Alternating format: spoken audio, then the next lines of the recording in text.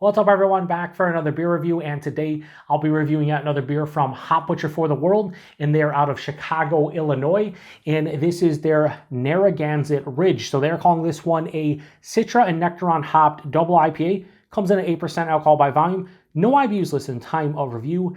This can is approximately 2.5 weeks old. I'm going to give a huge thanks and shout out once again to Hop Butcher for hooking me up with this one. So big thanks to them. In the description box, I'll post a link to the beer mail unboxing video I did that contains all the goodies they hooked me up with. And so far, with this current box, they are 2 for 2. The first one I reviewed was Meet the Mosaics, which was one of the best single IPAs I've had from Hop Butcher.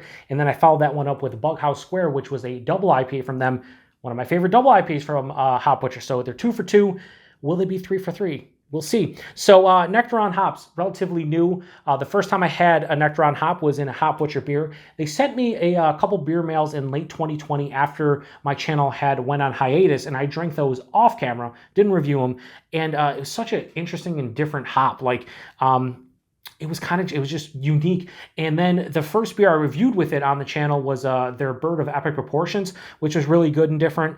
So I don't know, Citra Nectaron hops, I don't know what to expect here. I'm just really excited about it. So again, tasting notes at the end of the review because I don't want to be influenced, but yeah, I'm really excited about this one. These first 3 beers are some of the freshest Hop Butcher I've had in a while because I mentioned it in the Bughouse Square review. A lot of times, you know, I'll get these a week or 2 after they send them, sometimes even a month. Getting to these relatively quickly, which is good. So yeah, that's pouring out like Hop Butcher juice. So looking nice. A little bit more carbonated than I anticipated.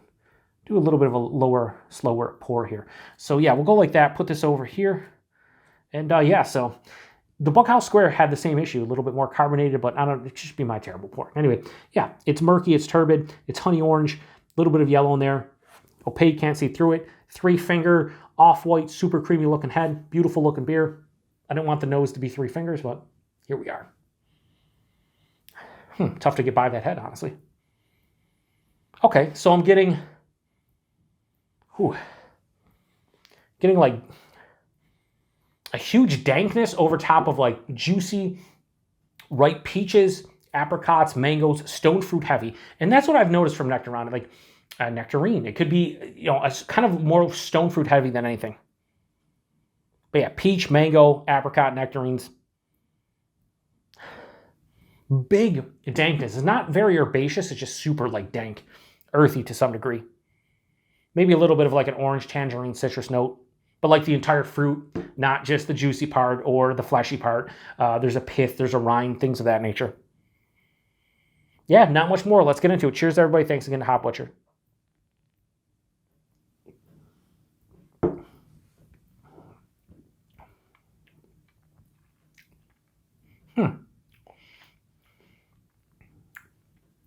I like it quite a bit, but it's kind of different than the nose, in my opinion. Body of this 8%, it's like straight up medium, maybe a touch thin, maybe just slightly under medium, touch thin. Fine though. The mouthfeel not as fantastic as a lot of their double IPAs are. It's soft, it's smooth, it's creamy, but a little bit more carbonation. Not as soft on the palate as I'm accustomed to. So body mouthfeel, here's the thing. When I judge a body mouthfeel from Hop Butcher, I always compare it to Hop Butcher. Like if I do a double IPA, I'm going to compare it to their other double IPAs. This is middle tier, like, you know, yeah, just like middle of the road. It's not anything that's amazing, but it's also not bad. It's fine for what it is, but when we're talking upper echelon Hop Butcher mouthfeels, that's like Bughouse Square. Just awesome. It tastes right from tangerine, orange. And it's a little bit sweeter. Passes through. Definitely get a peach / apricot / nectarine type of stone fruit. And it's almost jammy or candied. We'll say like a candied peach, like peach gummy rings, things like that. But then it finishes with this big, dank, earthy character.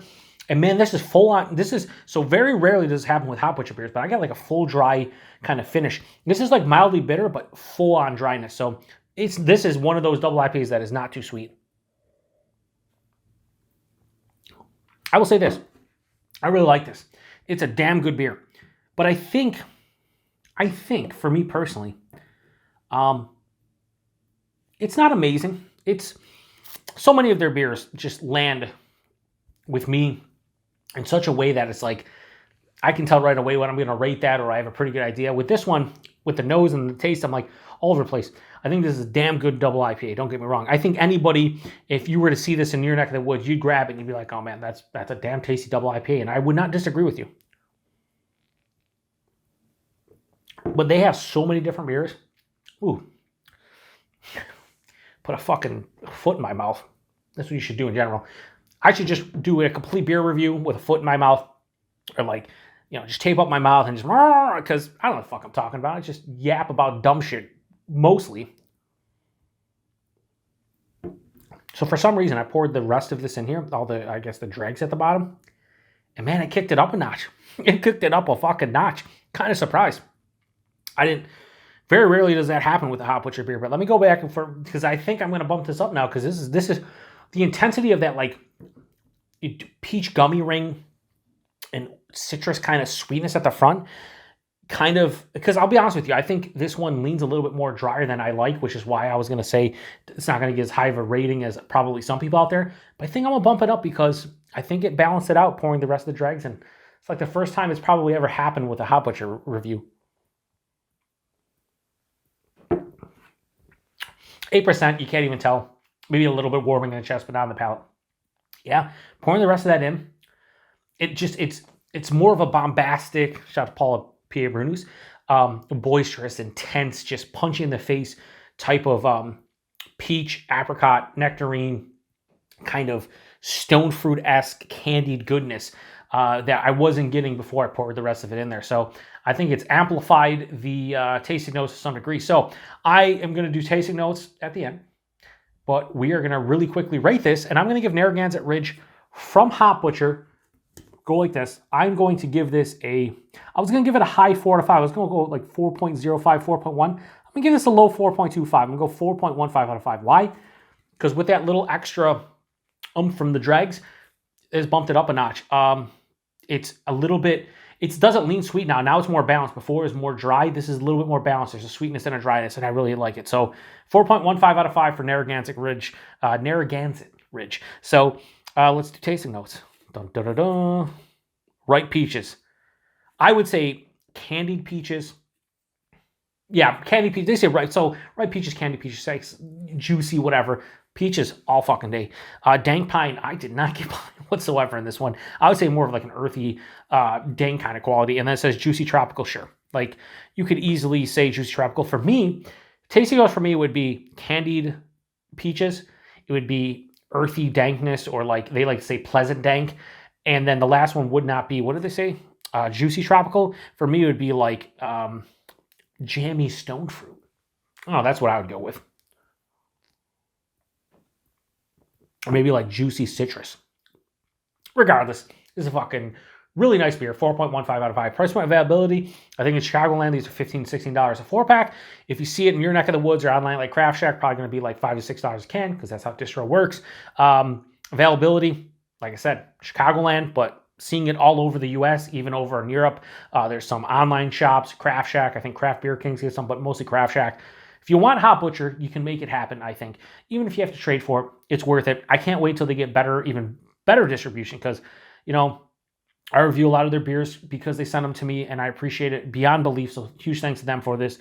But I'm not going to sit here and bullshit you. Hopefully you come to the Beer Patrol to get honest reviews on the beers that I drink, and Hop Butcher makes some fucking fantastic beers. Some are better than others. There's some that I haven't liked from them, but more often than not, they hit the nail on the head with what they're going for.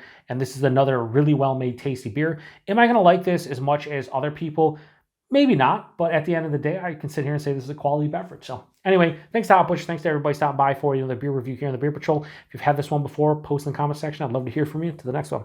Cheers.